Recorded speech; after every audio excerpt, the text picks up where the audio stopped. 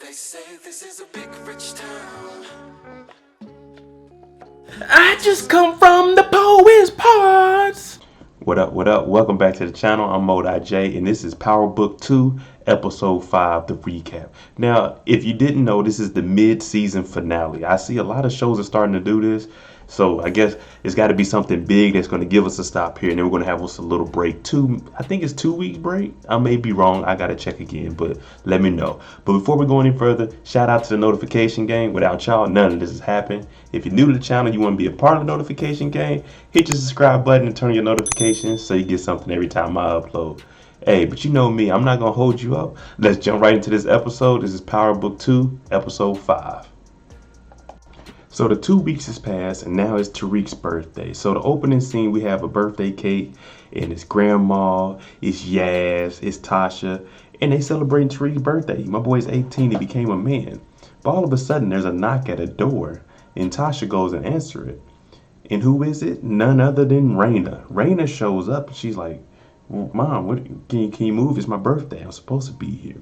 It turns out Tasha is in prison daydreaming, thinking about both of her kids because they're twins and it's their birthday. So, of course, she's missing both of them. So she opens up her Bible after she wakes up and she sees the old picture of Tariq, Rainey, and James. So she just reminiscing. She ends up calling Tariq on the burner phone, pretty much just saying, happy birthday. You know, I want you to be safe. I hope everything is going good. But, you know, it's your birthday. I want you to come see me for your birthday. The whole time Tariq is on the phone like, all right, Ma. Yeah, I got you. And he looks ahead, and who's out there waiting on him? Kane. So now we know that they are doing daydreams where they're bringing in old characters. So we've seen Rainey, we might be able to see ghosts.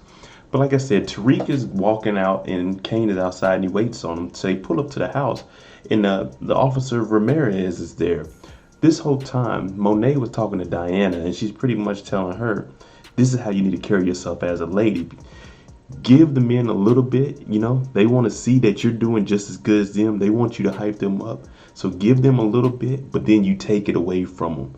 That's how you get control over a man. So she's pretty much just telling Diana, like, you ain't got to sleep with dudes to be able to control them. You know what I'm saying? You got to be able to control them. So what Monet does is she uses Ramirez, the cop, as a little test subject. So she goes up to the door and she starts yelling at him. So Diana's watching the whole thing. And he's standing there like, what's going on? But Monet just made an example out of how she's using him. She may give him sex, but at the same time, I don't need you. So she tells Ramirez, hey, don't call me. Don't come over here. I'll let you know when I want some. Kane and Tariq, they talking about like, why was he at the house? So Tariq's like, y'all must be paying him a lot of money to be paying a cop. But Kane doesn't want to say they're not paying him anything. He doesn't want to say that his mom is sleeping with him. So they go in the house and Kane is going off. And Monet is pretty much like, boy, who are you talking to? And Kane just like, it seems like you're trusting everybody but your own family members. So Diana comes and breaks that up. And Monet's looking at Tariq and Tariq's like, I'm busy with school. I can't answer these questions. I don't know who that drawing was that Drew has. And it's just a whole bunch of stuff going on. But right now, it looks like Monet is just using Tariq just to test him and see who is his loyalty to, her or is it to Drew. But Tariq didn't know who the drawing was of. So he asked Monet, can you leave? And she's like, yeah, you can leave. Earlier in the day, Sax is running around. He goes to Tamika's house because Tamika subpoenaed that we seen last week to actually get on a trial and testify against Sax. So Sax, he hits up Tariq like, hey, we got to meet up. And once they meet up, he starts explaining to Tariq that we can't have Tamika take the stand because she knows I was at Truth. Earlier today, Sax went over there. When he talked to Tamika, he told her that somebody seen him at Truth. He didn't say it was Tariq, but Tamika already had in her mind that Tasha didn't kill Ghost. Someone else had to have done it. So Sax is saying, look, Tariq, me and you got to come together. If Tamika testifies, then that means I'm going to have to cross-examine you, and all of this is going to come out. If they know that I'm there, it's over with for both of us. Because if I'm there, that means someone's seen me. But who's seen me to go ahead and say that? So right now, they got to get Tamika off of the case. Like, hey, Tamika, you can't say anything. Another mishap for Tariq, being that he has all this money, but he does all this running around. He shows up to Jabari's class late with a 15-page report. But since he showed up late, Jabari's on his being whack again. So he's like, no, the 15-page report was due when class first started. Now that you're 15, 20 minutes late, it's going to be 25 pages. So he ends up talking to Tariq at the end of class, telling him, why is it for a black man, we got to always be late, we got to be this and this. We got to try harder than everybody else to be successful. And Tariq is pretty much like, man, F all this, man. I'm trying to do what I can do, man. I got family problems. I shouldn't have to work harder than everybody else to be doing the same amount of work. You know what I'm saying? I got family issues going on in the city. I don't have a car. But Jabari's like 25 page. That's it. Sax had a meeting with his niece Riley, and he's asking her about, okay, what happened at this party and stuff. Like, what information did you give me? And she's like, I didn't really get anything. Tariq, he's like kind of quiet, and he's really never around. So he's asking his niece, how do you know all this? Are you sleeping with him? And she's like, oh no, I'm not in the room. I'm dating his roommate. Well, I don't know if we're dating or not, but hopefully it's getting there. And she pretty much starts explaining like, yeah, Tariq is really never around. So Sax tells her, don't ask any questions about Tariq. Just sit in the room and observe and send me information. First thing she does when she gets with Braden is, where's Tariq? How are you going to throw a party for him? And he's always gone. Like, and you would think that Braden's about to fold, but he's just like, nah, Tariq's my boy. Sometimes he leaves. He got a lot of stuff going on, maybe therapy and stuff. So he's not giving away anything. So you can tell he's loyal to Tariq. And Riley, she turns around, she sends a text message to Sax talking about, yeah, Tariq just disappears. At the same time, Zeke walks in and they're just all talking. And it seems like Zeke's trying to, hit on Riley or whatever. And Braden's like, hey man, come to the party. Zeke was like, I don't really do that. I got to go to different parties, see some new females. So Riley, she's going to be a big problem. Now the bee nest is shooken up. So we're leading into this finale, going full speed now. So Tariq and Sax, they're partnered together to try to get Tamika off the case. And Tariq's trying to tell Tasha, I can't have her do that because if she takes the case, then it's all going to fall down and come back to me. So Tasha gets on the phone and she tells Tariq, make sure she doesn't take the stand. Tariq goes over there with this pistol that he has. And he's talking to Tamika and he's pretty much telling her, you can't go over there and take the stand because if you do, then they're going to drag me in and I'm going to have to tell them what I seen that night. Because I seen Sax there, but Sax didn't kill him. I seen someone else. And Tariq tells Tamika that he seen Tommy kill Ghost. And everyone's figuring it out. Tamika's like, that couldn't work because Tasha said that and it didn't work. Same time, Mr. Davis is knocking at the door. So he comes in. He's all hysterical talking about, is Sax here? Who are you talking to? We got to get prepared for trial tomorrow. But Tamika ends up convincing him that I can't get up there and say anything about Sax because it's a lot of things that are going to mess up behind the scenes. So Davis is pretty much like, okay.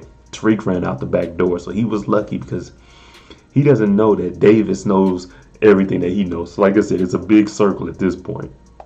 All right, y'all, it's party time. You know what I'm saying? Braden and them, they got the party cracking. It's time to show up and show out. So they at the party. Riley's over here talking to Braden. She keeps nagging like, where's Tariq at? Why isn't he at his party? And Braden just putting up with it like, hey, man, you know what I'm saying? Quit asking me these questions. Tariq comes in the house. He daps up Braden. And Tariq didn't want to party or anything, but someone bumps into him and spills some stuff on him. So Tariq goes upstairs and Riley keeps asking questions like, what about Tariq? Where does he go when he's leaving? And at this point, Braden just snaps and he goes off like, I'm tired of answering questions about Tariq. Don't ask me about him anymore. So he tells her to get her a drink. And while she goes to fill up his drink, she ends up putting some drugs in there. She's trying to get some information from Braden any way she can, but she just went to the extreme. Now we get to see Tariq in action. So when Zeke and Drew pulled up, Diana pulled up with him. And Diana came out of nowhere when some girls were talking to Tariq that Zeke was trying to set up, and she pretty much stepped in. Now you remember Monet trained her earlier of how to bring a guy in and how to control her. But this isn't going like how she plans on it. Tariq is a little bit of a distance off from her. He's cool with her, but he's still staying back. You know what I'm saying? So she's being a little aggressive, trying to show that, oh, I'm with Tariq. and whatever. But Tariq, he playing it cool. Loren ends up coming in the house. When Loren comes in the house, she actually walks into Braden and she meets Riley. At this point, Riley gave a drink with the drugs in it to Braden. Braden walks over to Tariq and he's like, hey, Tariq, things about to get good. Loosen up a little bit. Miss Loren comes over there and she finally gets to meet this Diana. So she asks Tariq, who is this? And Tariq's like, oh, this is my friend Diana, you know. And he pretty much plays Diana off and tells Loren, hey, can I talk to you real quick? Because she looking for her brother. She looking for Drew. So he walks off with Loren, just like, hey, you know what I'm saying? Young Tariq in action. Baby Ghost, baby Jamie St. Patrick. Tariq and Loren, they made it up to the room. And Tariq, he getting lit. He been drinking on that. So now, you know what I'm saying, he's a little slizzard. So whatever he got, let me get 2 of those. But you could tell they're younger actors. And the acting just seemed like a little teenage to me this episode. It just took away from everything. But so he's in there drinking. And him and Loren are talking. And he's pretty much telling her, yeah, you don't need to be with that F-boy, Malcolm, or whoever it was that came over last week. You need somebody like me. So he starts explaining to her, like, this is the life that I used to live, and I don't drink no more because I seen how it messed up my family. I used to do lean, you know, same with my uncle Kanan. He didn't take Kanan, but you get the picture. And we already knew these two were feeling each other, but Tariq, he's in here. He's kind of drunk. He's lit, so he's like dozing off and stuff. But he starts leaning in. He starts kissing Loren, and she's like, nah, I don't want to do this because you're drunk. And then out of nowhere, Tariq just, like, that's not happening in real life, but you know, we got to make it happen for TV. And Tariq, he's a lightweight, man. So Loren, she just leaves him in the room by himself. Like, you're just gonna leave this man in here that's passed out? Come on now. We got to protect our black men too, my sisters. See, this is what I mean when I say we must protect our brothers also. So Riley comes in there after Loren leaves my man, oh man, knocked out, unconscious, just in here, just sleep. Riley comes in here, and Tariq, he can kind of function a little bit. He ain't as bad as people make it seem like he is, like how they supposed to have him on here. But Riley ends up going in his pocket, and she takes his phone out. And this is what I mean, protected. We got to protect us. She goes in there, gets his phone, and she can't unlock it, so she has to do the face scan. She takes it back.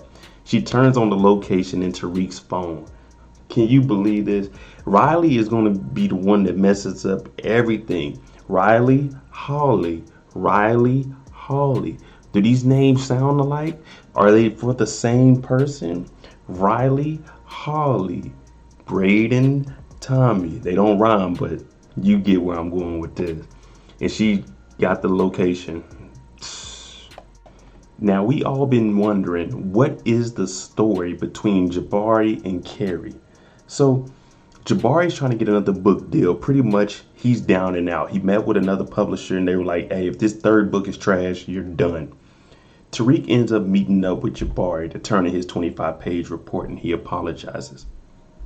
After that, Jabari's back in his office typing up his work, trying to get things right. Carrie comes in, and she's pretty much saying, hey, you need to find your inspiration, and your first book did good. I believed in you. You got to do it. You got to find something. You got to look forward to find something to motivate you to write another book. But unfortunately, it's not going to be me. So Carrie finally stepped up for herself and left Jabari. Carrie goes off to do her own thing. She's studying. Zeke, he somehow stumbles across Miss Carrie. So he's in there, he's just talking to her. Now, she's kind of distant because she knows he's a student, but Zeke is persistent. He's staying on it. Pretty much what he's doing is disguising himself as an adult to remove himself from the child, saying, oh, I don't go to parties like that no more. I just feel like all those young women, they're trying to get with me because they know what I'm potentially going to be going to the NBA. So Carrie's falling for it. Jabari's calling because he wants her back, but she ain't falling for that. So she looks up and she says, oh, it's getting late. Oh, not for Zeke. They go in the bathroom, and this is where the story happens. Zeke and Miss Carrie, they get it on in the bathroom. So this is why Jabari and Carrie's story has been carrying on. Now, Zeke is going to be attached to her, and we already know how Monet and them are. So Jabari, you're gone. We're going to have to get rid of you. It's probably going to have to be Kane, but Tariq is going to want to be there. Y'all can mark me on that. Hey, Right now, I said that first. Like I was saying, Tariq wasn't as messed up as they were making it seem. That's why I said the acting was a little bit of shaky here, because now Tariq is up walking around the house. Braden's brother comes in his room and he gets Tariq up like, nah, you gotta get out of my room. Now he confronted Riley in the hallway like, oh, you slept with Tariq? And she's like, nah, I was just checking on him. So during all this, Diana, she actually found Drew, and Drew's in the car arguing with the basketball player because the basketball player doesn't want to come out and be openly gay because he plays basketball. So Drew, they're all mad about this. Now everyone's left Diana. Tariq left Diana when he went with Loren upstairs, and Drew left because he was mad. Now Tariq stumbles outside after he's been woke up, and he talked to Diana, and he had a gun in his bag, and Diana takes the gun out of his bag while he's not looking. And she's pretty much saying, I want to be alone right now. You know what I'm saying? I don't want to talk to nobody. So Tariq's like, all right, cool. I'm out of here then. So now let's get on Jabari's old crooked ass. Now, at first I was with him when he was being a player and stuff, but now you done took it too far. You didn't double cross Tariq St. Patrick, Jamie's boy. Now we all Ghost fans, and one thing you don't do is mess with Ghost's family. But Tariq turned in a 25-page essay, and you know Tariq sees things a little bit differently. Now Jabari, his last book was trash, and they about to get rid of him. Carrie just left him. He doesn't even know that she's getting banged out by young Zeke. So he looks at Tariq's paper and he starts plagiarizing and stealing Tariq's work to put in his paper. Now this is going to be very bad for him because once they come after him for the Carrie and Zeke thing, oh, they're going to be on his ass. They're going to be on his ass about this plagiarism. But I think Tariq's going to find out about it and probably be like, you got to make sure I pass every single class and you can put my stuff in that book and I want a percentage of it. You hear here first. That's my theory. Once again, let me reiterate, Tariq is not as messed up as they were making it seem on here. After Tariq leaves school, he goes all the way to the cemetery where Raina and James are buried. Okay, let's break this down. Tariq walks all the way across the city to go to the funeral while he's drunk, just passed out drunk. Riley calls Sax and says, hey, I messed up bad. I drugged Tariq on accident, but I have his location. I opened up his phone. I sent his location to my phone. And Sax is freaking out like everything you did is illegal. We got to figure this out right now because I'm attached to this. Tariq goes to the cemetery. Sax has the location, so he meets Tariq at the cemetery, but he doesn't do anything. Tariq's there. He's talking to Raina, pretty much telling her happy birthday. I should be in the grave, not you. I messed up. I thought killing Ray Ray would make things better, but it only made things worse. He goes over to James St. Patrick's grave, and now he's starting to really vent and open up, talking about how things were messed up, how things should have been. But then he tells Ghost, you were messing up. I had to get rid of you. When he said I had to get rid of you, meaning I shot you, I killed you. The whole time Sax is recording. This is all bad for Tariq now. Now he has footage that Tariq says I killed James St. Patrick. It's all bad, man. And Sax is he's a bad man, but he gets the job done. Tariq, against all odds, against all drugs on the planet, walks from the cemetery back home. When he wakes up in the morning, Braden's kind of mad, and he's telling Tariq, hey, look, man, I put together a party for you, and everything went like that, and you messed up my party. I want to know what's going on. I got to know what's going on and who's in charge of what, like what's the plug, because if we're going to be in any kind of trouble, I need to know this. And Tariq's pretty much like, look, the plug is a family. You met them. But the person you need to be worried about is Kane. Drew is the brains, and Diana's just a part of it. So if things ever get crazy and people come looking for me, you got to get rid of everybody. But that's all Braden wanted to know, that I need to know what I need to look for when people are coming around. So pretty much Braden wants to know the game. He wants to know what's going on. Oh, hell. Braden's brother then found the stash. He done went in the room and stole the pills. Oh, man. Tariq and Braden gonna have to treat this guy very, very wrong. Even though it's Braden's brother, they gonna treat him bad, man. You gonna have to. They gonna have to probably let Kane get on his ass. I know Braden ain't gonna like it, but at the same time, you don't steal. You don't steal from your family, especially. Tariq shows up to Monet's house. As soon as he comes in, Kane's patting him down. You got to make sure he ain't got no pistol on him. Since his gun is missing, in their mind they're thinking maybe he wouldn't got another one. But it turned out he didn't. So Monet begins to question Tariq, and she's just asking him questions. And Tariq's answering them all the right way. She asked him about the painting. He's like, oh, I don't know nothing about that. Is a basketball player? Okay, you probably got to ask Zeke about that. But then Tariq says, yeah, Diana was there, but I didn't touch her. I didn't do anything, you know what I'm saying? Because I'm here about business. I'm not going to be involved with your daughter. But we already know he is. So after that, Monet's like, okay, yeah, you passed the test. Pretty much she's saying that in her head. So she asked Tariq the last question. Who's my favorite son? Who can I trust? And he's like, me. So Kane gets kind of mad. Like, oh, man, F you, man. She goes over there. She hugs Tariq. It's pretty much like, happy birthday. You're part of the family now. So Tariq, hey, he's in there now.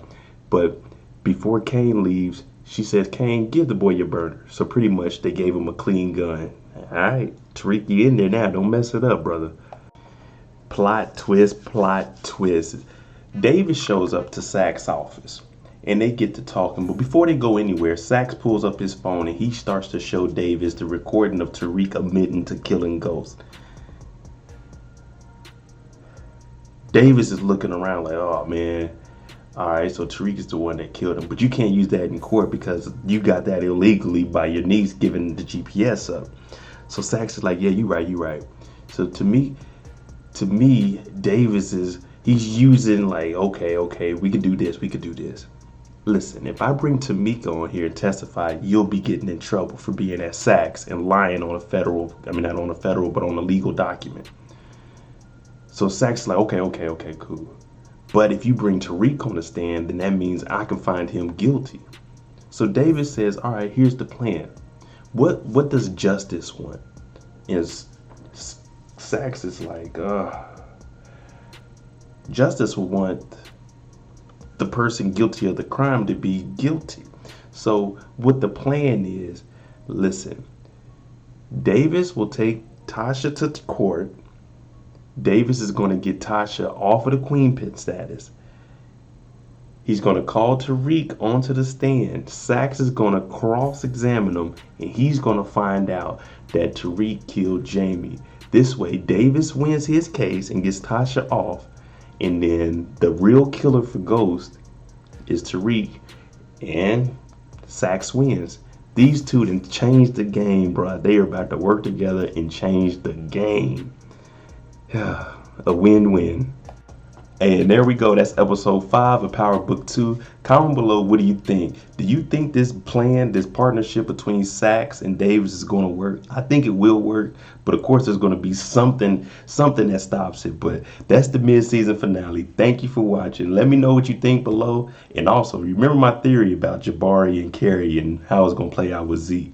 That was me. That was Mo. But hey, thank you for watching. I'm Moedotj. If you're new to the channel, you like my content, please like, comment, share, subscribe, turn on your notification, get something every time I drop. And I'm double check how long it is before the next part of the last 5 years, and we'll be right back for it, man. I'm Moedotj. Thanks for watching. Jimmy on the beat, boy.